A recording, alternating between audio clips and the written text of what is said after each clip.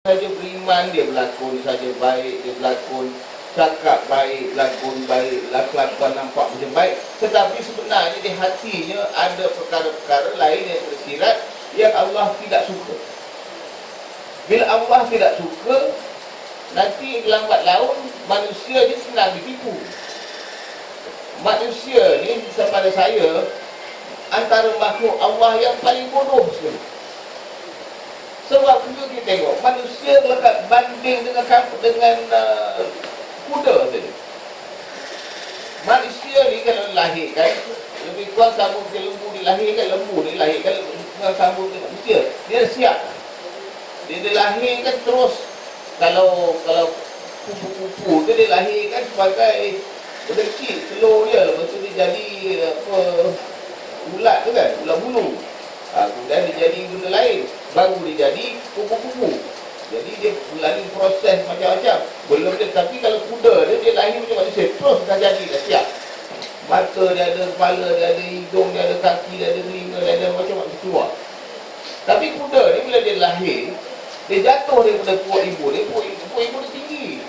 Ibu dia melahirkan anak kuda pergi. Kuda kau jatuh ke tanah.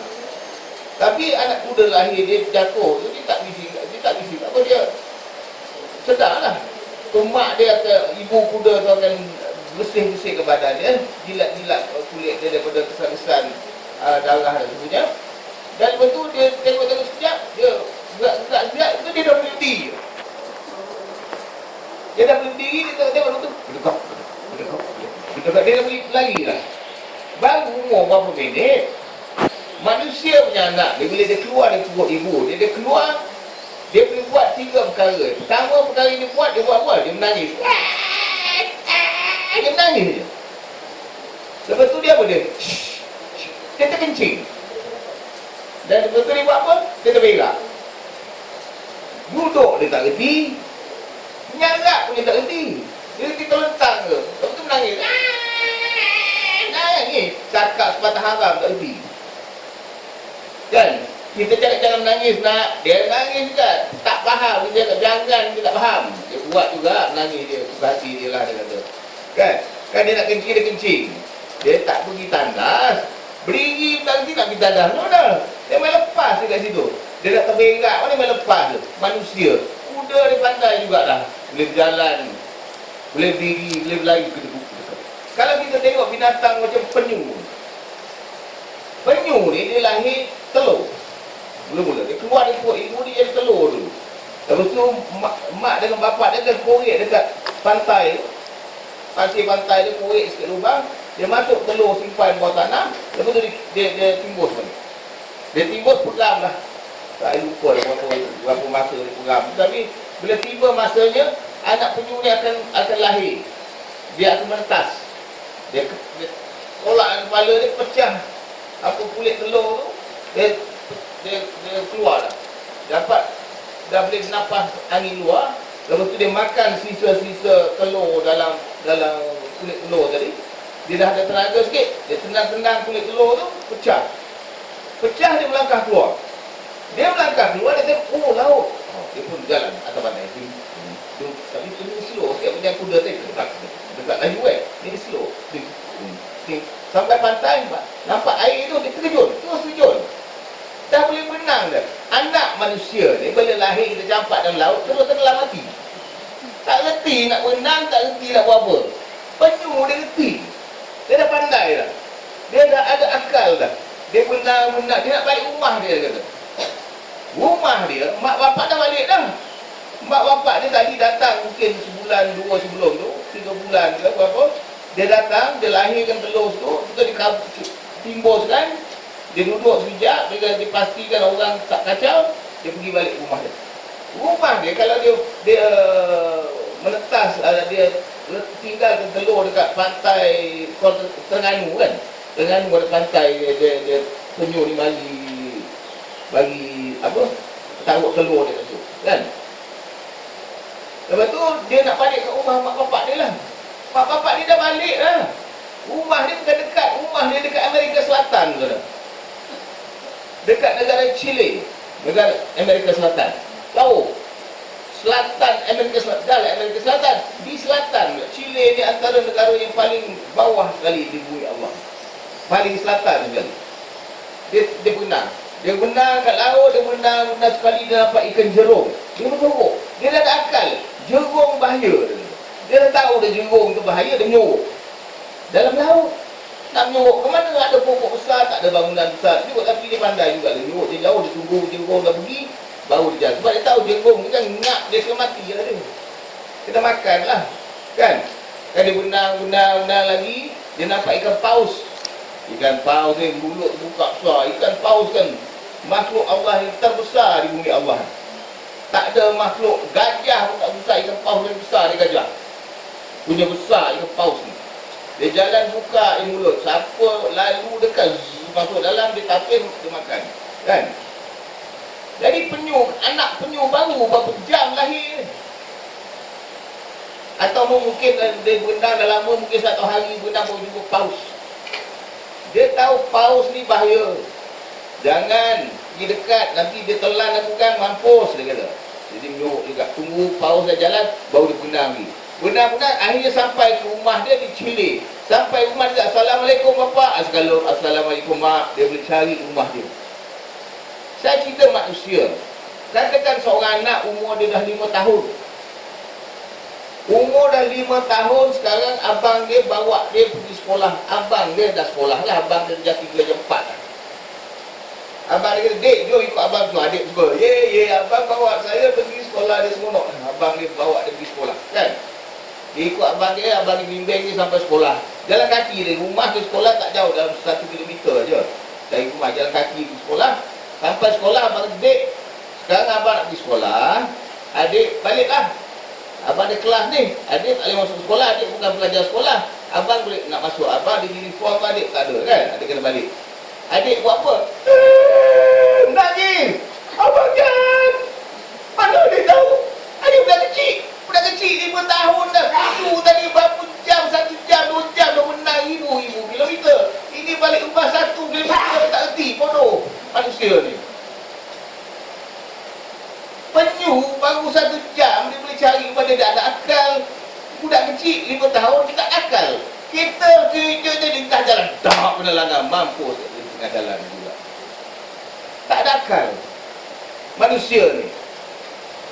Tapi manusia ni masalah dia, bila dia ada akal sikit, dia fikir dia dah terlalu pandai lah.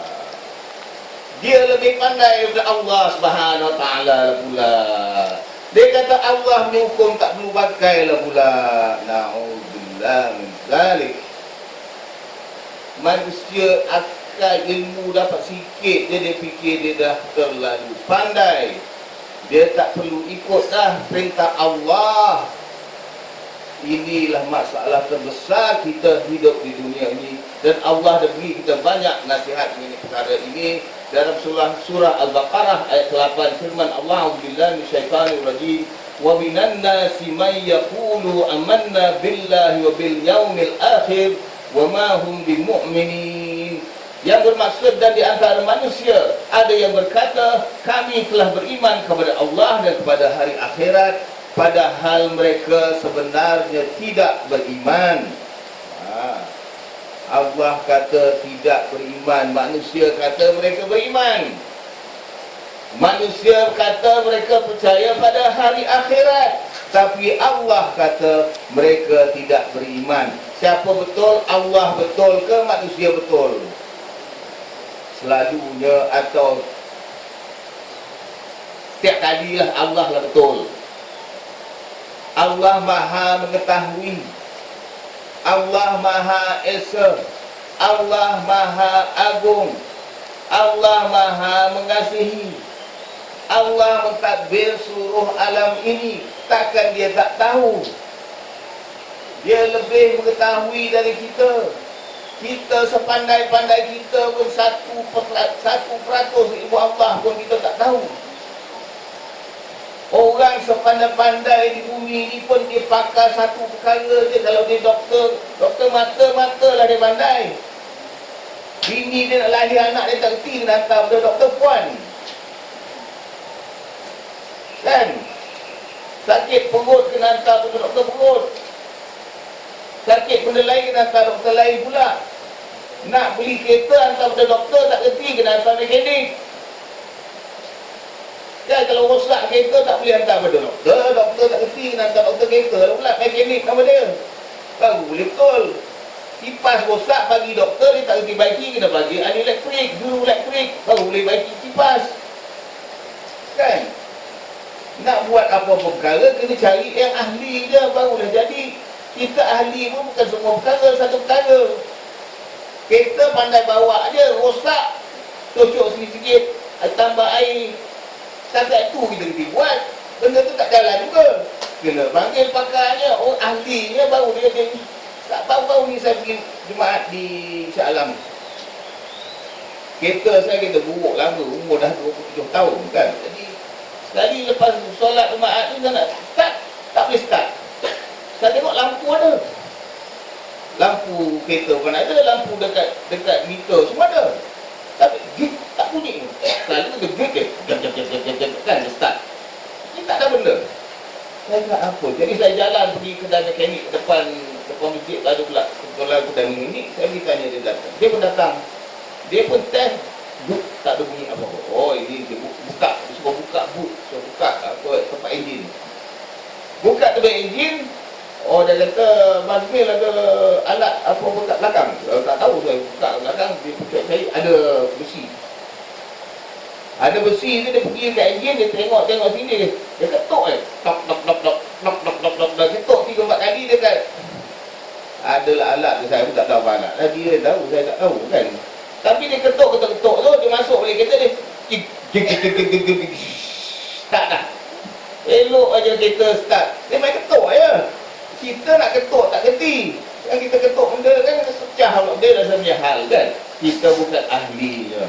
Tapi hari ni orang manusia itu juga. Kamu bukan ahlinya, Allah yang maha ahlinya.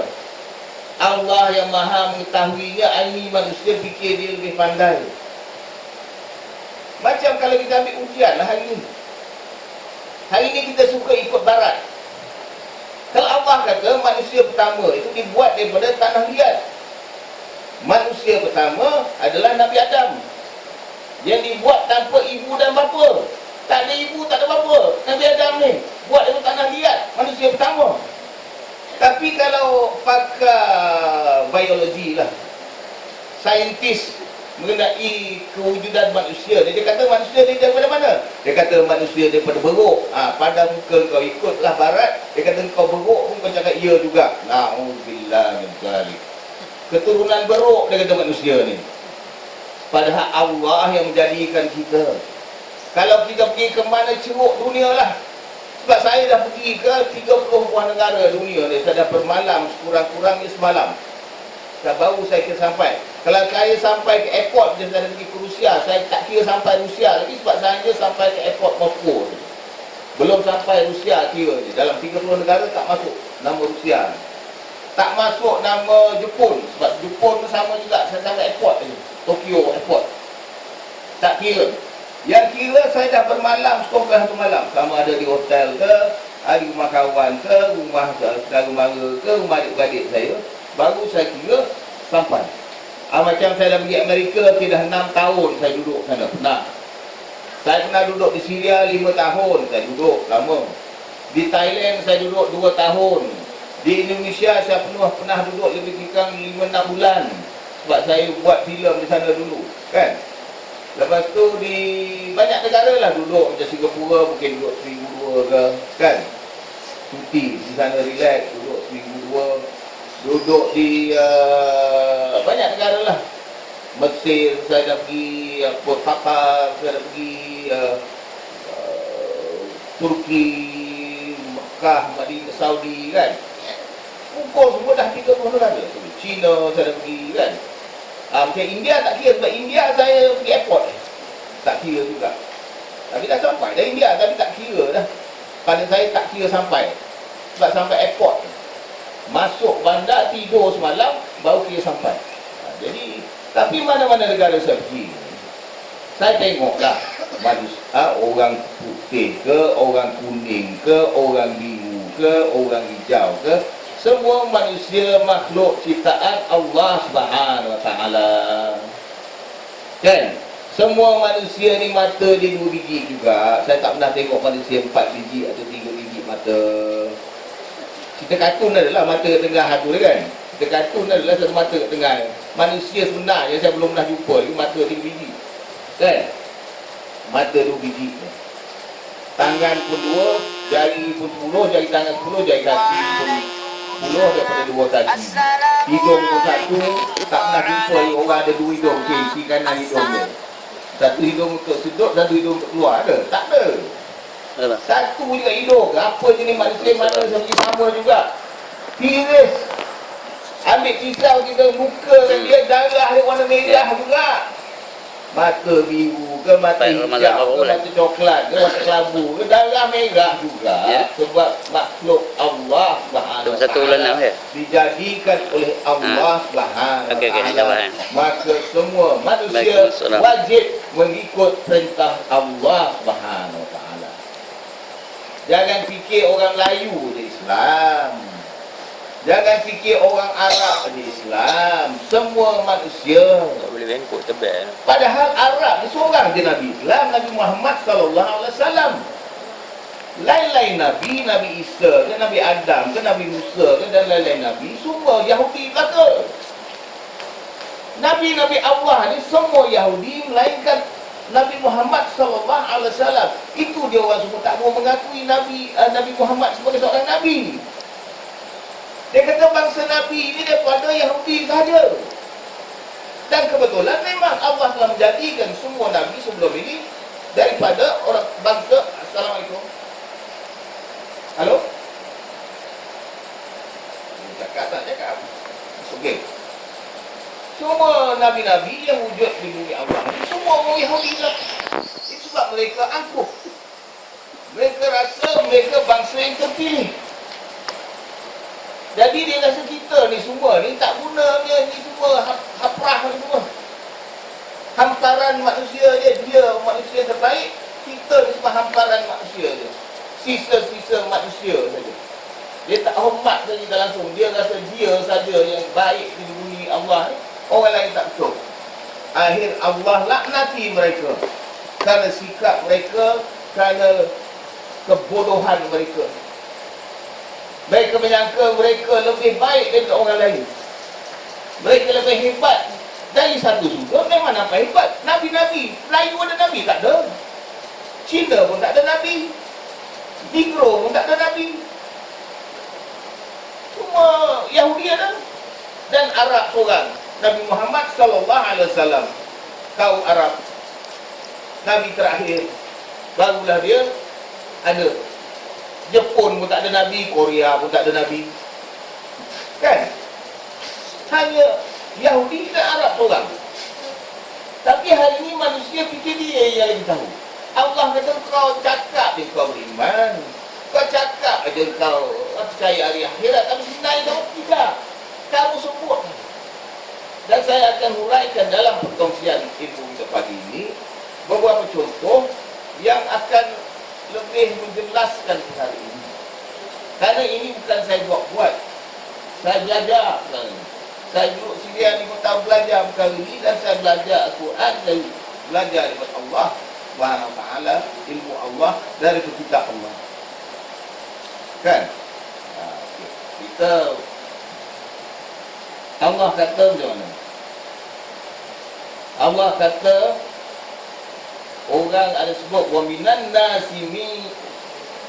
nasi may yu'jibuka qawluhu fil hayatid dunya wa yashhadullaha ala ma fi qalbihi wa huwa ad-dul khisam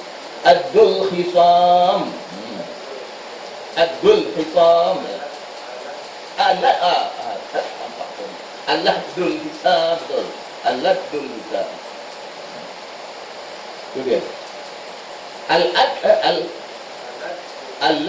dia ada itu dia. Betul. Betul. Tak lagi tahu. Okey. Maksudnya apa? Kita kat Malaysia ni masalahnya kita pandai baca kadang-kadang. Baca Arab ni orang Melayu memang hebat. Kalau tak percaya, pergi tengok tilawah Al-Quran tahun ni. Yang datang orang Saudi, orang Lebanon, orang Algeria, orang Libya, orang Qatar, orang Kuwait, Arab lah ke? Tapi yang menang tengok siapa? Kalau tak Malaysia, Indonesia. Sebab orang Melayu ni baca Quran memang hebat. Suara dia orang pun suka, Arab pun suka. Arab pun suka orang Melayu ni baca.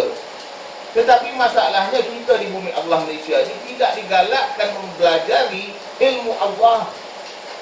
Bahasa Al-Quran tak digalakkan. Hanya diizinkan membaca Al-Quran dan menghafal Al-Quran. Betul. Maksud kalam Allah tu tak diberi perhatian berat. Baca sikit-sikit cukuplah. Tahu sikit-sikit. Tahu Al-Baqarah lembu cukup. Kan? Al-Fatihah pun buka cukup. Kan? Jadi ini masalah kita.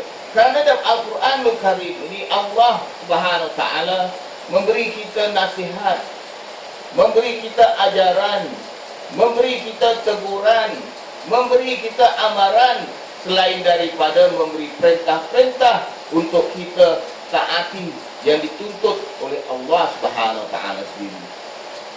Tapi hal ini kita baca, kita tak faham. Kita jadikan perkara-perkara manusia lebih utama. Firman Allah surah Al-Hud ayat 15. A'udzubillahi minasyaitanir rajim. Man kana yuridul hayatid dunya wa zinataha nuwaffi ilaihim a'maluhum fiha wa hum fiha la yubkhasun. Dan sesiapa yang keadaan usahanya semata-mata berkehendakkan kehidupan dunia dan perhiasannya dengan tidak disaksikan sama oleh Al-Quran tentang sah batalnya, maka kami akan sempurnakan hasil usaha mereka di dunia dan mereka tidak dikurangkan sedikit pun padanya. Allah sifat rahim dan rahmat Allah. Rahmat Allah. Dia kalau kita buat semata-mata kerana dunia, dia bagi juga. Itu sebab di bumi Allah ni, orang yang paling kaya, orang yang kira paling berjaya dari pandangan mata dunia ni, orang kafir ke? Orang terkaya di dunia sekarang ni, nama dia Bill Gates, orang Amerika. Bill Gates kaya sangat-sangat. Dia dalam akaun bank ni, terakhir saya baca dah bertahun dah, 2-3 tahun lepas saya baca. Dia ni ada dalam bank dia 300 bilion dolar US, Amerika Syarikat. Dalam akaun bank dia ada 300 bilion dolar US. 300 bilion maknanya 300 ribu juta duit cash dalam simpanan.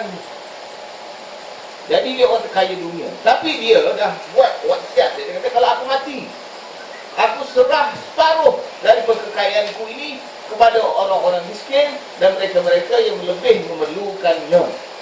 Sangat dermawan, sangat murni dia punya pemikiran. Kan? Dia nak bagi separuh dari harta yang banyak tu, bagi separuh orang miskin dan orang yang lebih memerlukannya, dia kata, kalau dia mati. Ada seorang lagi yang, kalau Bill Gates nombor 1, dan seorang lagi nanti nombor 4, nombor 5 lah kedudukan dalam orang-orang kaya dunia ni. Tapi Bill Gates ni lagi hebat. Warren Buffett ni lagi hebat. Dia dah tulis wasiat juga. Dalam wasiat dia tulis, sekiranya aku mati, aku serahkan seluruh kekayaan aku kepada orang-orang miskin dan mereka-mereka yang lebih memerlukannya. Tapi duit dia tak sebanyak duit Bill Gates lah. Dia hanya ada 100 bilion dolar Amerika Syarikat. Jadi walaupun dia serah semua hartanya 100 bilion aja, Bill Gates tadi serah separuh aja dah 150 bilion. Hebat juga lah. Nak bagi semua duit kita. Duit dah simpan, dah kerja usaha dalam banyak, ini bagi orang lain bila kita mati. Masya Allah, mulianya dia. Tapi adakah mereka ni semua masuk syurga? Tidak juga. Kerana apa? Kerana mereka kufur kepada Allah Subhanahu Wa Taala. Mereka tidak percaya dengan Allah Subhanahu Wa Taala. Mereka tidak yakin dengan perintah-perintah Allah Subhanahu Wa Taala. Jadi walaupun mereka ni baik, mereka ni dermawan, mereka memikirkan orang-orang lain yang susah, tapi Allah tetap tidak masukkan mereka dalam surga Allah, di mana kehidupan yang kekal akan wujud. Mereka tetap masuk neraka Allah. Tapi Allah yang maha mengasihi kita, yang maha menyayangi kita. Dia dah sebut. Dia kata dalam surah Kahfi ayat ke-103, A'udzubillahi minasyaitanir rajim, wa qul hal nunabbi'ukum bil akhsarina a'mala. Katakanlah wahai Muhammad, mahukah kami kabarkan kepada kamu akan orang-orang yang paling rugi amal-amal perbuatannya. Akhsarin, ini kata khasirin, khasirin yang rugi. Akhsirin, jadi yang paling rugi. Allah beri kita satu rahsia, sebab Allah maha mengetahui, dia dah tahu dah siapa yang paling rugi. Kita tak tahu. Dan setengah orang, semua orang buat berniaga, tapi ada yang rugi, ada yang untung. Allah tahu orang yang paling rugi sekali. Sekarang dia nak bagi tahu kita. Ayat yang seterusnya, ayat 104, A'udzubillahi minasyaitanir rajim. Alladzina dalla sa'yuhum fil hayatid dunya wa hum yahsabuna annahum yuhsinuna sun'a. Iaitu orang-orang yang telah sia-sia amal usahanya dalam kehidupan dunia ini, sedang mereka menyangka bahawa mereka sentiasa betul dan baik dalam apa saja yang mereka lakukan. Manusia punya perangai, dia fikir dah cukup bagus. Macam Bill Gates tadilah, dia rasa dia bagi 150 bilion tu, dia sangat orang yang sangat hebat, sangat dermawan dah, sangat prihatin terhadap kesusahan orang lain. Tapi Allah kata sebenarnya kamu ni tak beriman pun. Itu Allah sebut orang Islam. Sebab tadi Allah kata, ayat tadi dia kata mereka mengatakan bahawa mereka beriman dan mereka percaya pada hari akhirat. Tidak Islam dah ni. Pun Allah kata padahal mereka tidak beriman. Ini orang kafir, takkan Allah terima masuk syurga? Baik lagu mana pun, dermawan lagu mana pun, Allah tak terima. Sebab asasnya tidak percaya kepada Allah ni, Allah terus tak terima, jadi kafir. Dia ada dua kepercayaan. Sama ada kamu Islam, Allah sebut A'udzubillahi minasyaitanir rajim, inna dina indallahil Islam, bahawa hanya agama Islam diterima dan diredai di sisi Allah Subhanahu Wa Taala. Hanya Islam, Allah kata. Tapi hari ini di bumi Allah Malaysia, kita tidak mau pakai hukum Allah, kita pakai hukum orang kafir yang mengatakan semua agama adalah sama. Na'udzubillah min dzalik. Kita menolak firman Allah, kita guna pakai hukum manusia kafir. Lord Reed, British kafir. Dan kita taat dan menegakkan hukum orang kafir, dan kita tak mau menegakkan hukum Allah Subhanahu Wa Taala. Kita tak mau melaksanakan syariat Allah Subhanahu Wa Taala. Kita tak mau sebut pun hudud Allah Subhanahu Wa Taala. Sebut hudud aja dia kata, ini mesti pas dah. Padahal itu adalah perintah Allah, perintah Tuhan seluruh alam ini, perintah Tuhan yang Maha Agung, perintah Allah yang Maha Esa.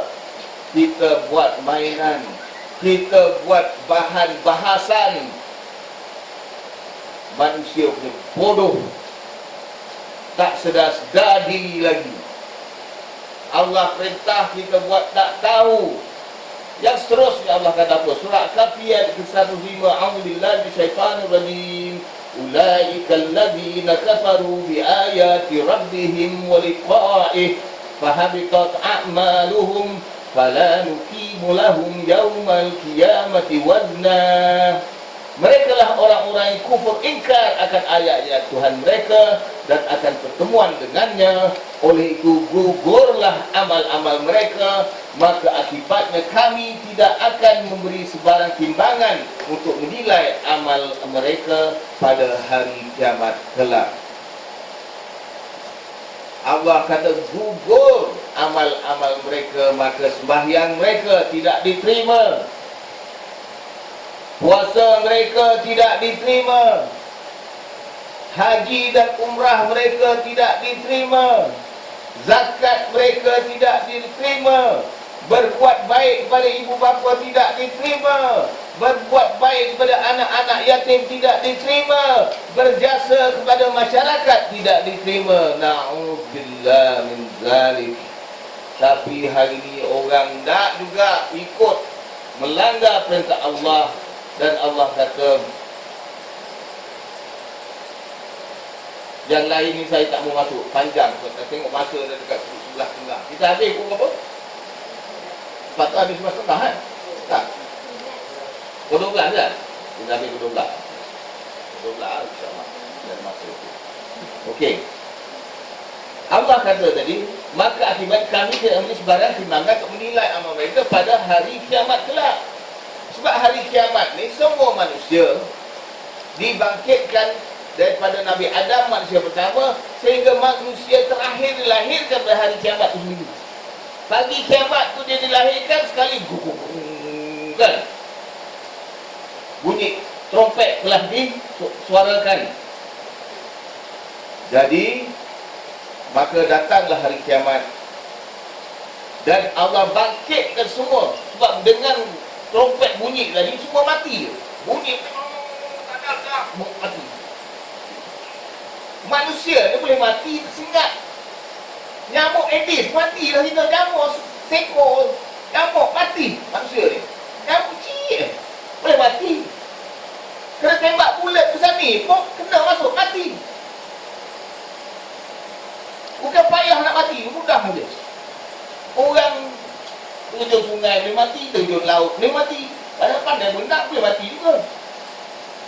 Kadang-kadang dalam bilik mandi boleh mati. Dia terkeliling, jatuh kepala tergantuk ke lantai, mati. Ada yang mati dia muka jatuh dalam kolam air.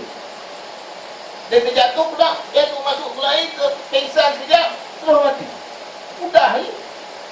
Tak payah benda-benda berat, tak payah jatuh kata 370, tak perlu. Boleh mati juga. Tak payah pergi perang, tak payah pergi berjihad, mati. Sekurang je kan berjihad tu mati syahid juga kita. Ini mati kata. Kan? Allahu Akbar. Okey, apa Allah kata? Kami tidak beri sebarang timbangan untuk menilai amal mereka pada hari kiamat kelak. Sebab hari kiamat nanti Allah nilai amalan-amalan kita walaupun sebesar zarrah. Allah sebut kan dalam Quran. Walau zarrah ni pun dulu manusia tak faham apa benda zarrah. Dulu dalam tafsiran dia kata sebesar biji sawi. Kan? Tetapi hari ini orang memahami zarrah ini adalah atom. Bahan yang paling kecil manusia boleh cari hari ini adalah atom. Dulu orang tak nampak atom. Dulu kita Melayu nak tafsir zarrah, dia kata yang paling kecil kita boleh tengok biji sawi. Dan kecil halus kan? Jadi kita bila tafsir jauh dulu dia kata sebesar biji sawi. Tapi sebenarnya tafsiran hari ini digunakan sebesar atom. Sebutir atom. Atom tu bahan paling kecil. Kalau dulu pakai mikroskop kita boleh tengok satu sel. Satu sel terdiri daripada beribu-ribu atom. Berpuluh ratus ribu atom lah satu sel. Nak tengok satu sel kita pakai, kita panggil hari ini mikroskop elektron mikroskop, baru boleh nampak satu atom. Ini kecil. Jadi akhirat nanti Allah boleh timbang pahala atau dosa kita walaupun sebesar zarrah, walaupun sebesar atom. Allah beritahu dengan satu alat yang diberi nama mizan. Mizan yang hari ini kita tak jumpa sebab mizan yang dia boleh ukur pahala dan dosa atas satu alat. Katakan ini mizan, dia atas mizan, dia boleh tahu pahala dan dosa. Satu mesin je. Kalau kat dunia hari ni kita boleh tahu berat dia lah. Katakan air ni berapa kilo berat dia boleh tahu. Tapi isi padu, lain mesin, lain ukuran baru boleh dapat jawapan dia. Mesin timbang tak boleh tahu isi padu berapa. Mesin timbang tak boleh tahu air tu berapa tinggi, berapa luas, berapa ukuran dia, tak tahu. Kena lain alat pula baru boleh tahu. Tapi Allah boleh cipta satu alat, dengan satu alat dia boleh tahu pahala dan dosa. Kita tengok sebelah, kita tengok, oh Masya Allah, pahala 68 darjat. Pusing tengok, Allah dosa 93 darjat, sila masuk neraka ku, Allah kata. Dosa lebih banyak dari pahala. Sebenarnya Allah yang mengasihi kita dan beri kita satu rahsia, satu cara untuk menyelamatkan kita. Allah ada sebut surah Az-Zumar ayat 10, A'udzubillahi minasyaitanir rajim. Innama yuwaffis sabiruna ajrahum bighairi hisab. Yang bermaksud sesungguhnya orang-orang bersabarlah saja yang akan disempurnakan pahala mereka dengan tidak terkira. Tidak terkira ni kita tak. Sebab Allah mengasihi kita, dia beri kita peluang bonus. Banyak bonus bagi. Umpamanya kita baca surah Al-Ikhlas. Baca surah Al-Ikhlas 3 kali boleh dapat pahala seperti membaca seluruh Al-Quran. 4 ayat saja.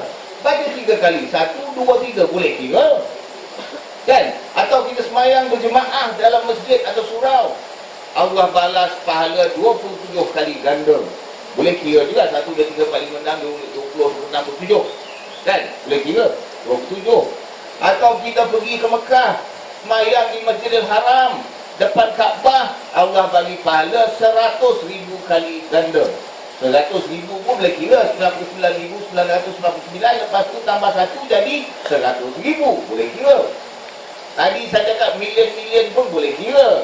Saya cakap billion tadi, Bill Gates billion 300 bilion boleh kira 300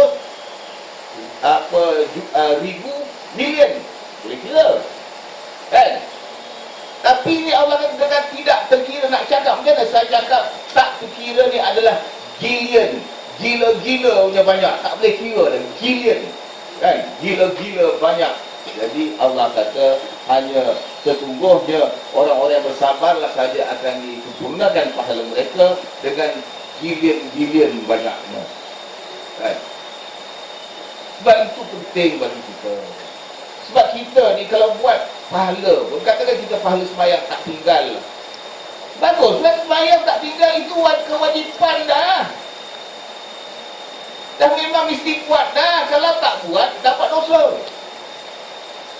Dan buat kena buat, tak ada pengecualian, tak ada cuti. Penat macam mana pun, gelap lagi pagi-pagi dah kena pergi sembahyang subuh, dah gelap.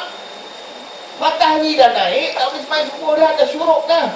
Matahari dah naik, dah syuruk, tak ada waktu sembahyang subuh dah. Waktu gelap tu kita sembahyang subuh. Kena bangun. Penat ke, mengantuk ke, tak cukup tidur ke, dah berjalan banyak ke, tak boleh. Kena bangun juga, bangun subuh tiap-tiap hari. Katakan hari Jumaat kita ada sembahyang solat Jumaat, berjemaah di masjid, tak payah sembahyang subuh? Tak, kena juga. Sembahyang subuh tu tak ada pengecualian. Kan tengah hari matahari tegak, kita gelincir sikit yang masuk Zuhur, kena sembahyang juga. Tak ada pengecualian. Ya. Assalamualaikum. Saya tengah ceramah ni, boleh saya telefon sebalik dalam masa sejam kan, insyaAllah. Apa itu maksud? Kan? Lepas tu petang sikit kan, tergencir matahari daripada tengok langit utuh dengan bayang kan. Panjang, bayang lebih panjang daripada tiang. Tak waktu asar. Kan? Asar. Kena semayang juga. Hari Jumaat ke, hari apa, kena semayang juga. Hari Raya tambah lagi satu semayang pagi tu. Semayang Raya tu kan? Tambah lagi satu semayang. Tak perlu semayang asar, kena juga. Tak perlu semayang subuh, kena juga. Semua 5-5 kena semayang juga. Walaupun tambah satu semayang Raya. Kena semayang 5 waktu ni tak ada pengecualiannya. Semayang maghrib pun kena, semayang isyak pun kena. Lepas tu Allah suruh tambah lagi. Dia kata kalau lebih baik kamu semayang duha, lebih baik saat kamu semayang nawafil qabla time dan ba'da time, lebih baik kamu semayang tahajud. as-salatu khairum minan naum, bahawa sembahyang lebih baik daripada tidur. Pagi-pagi Allah ingatkan dah, sepatutnya malam tadi kamu bangun sembahyang malam, tahajud, tapi kamu tidur. Buat kata lebih baik daripada sembahyang. Ada, saya pernah dengar, ada orang menteri kat Malaysia ni dulu masa saya sekolah, dia kata sebagai anak-anak pelajar-pelajar ni, jangan bangun malam, kamu kena tidur 8 jam.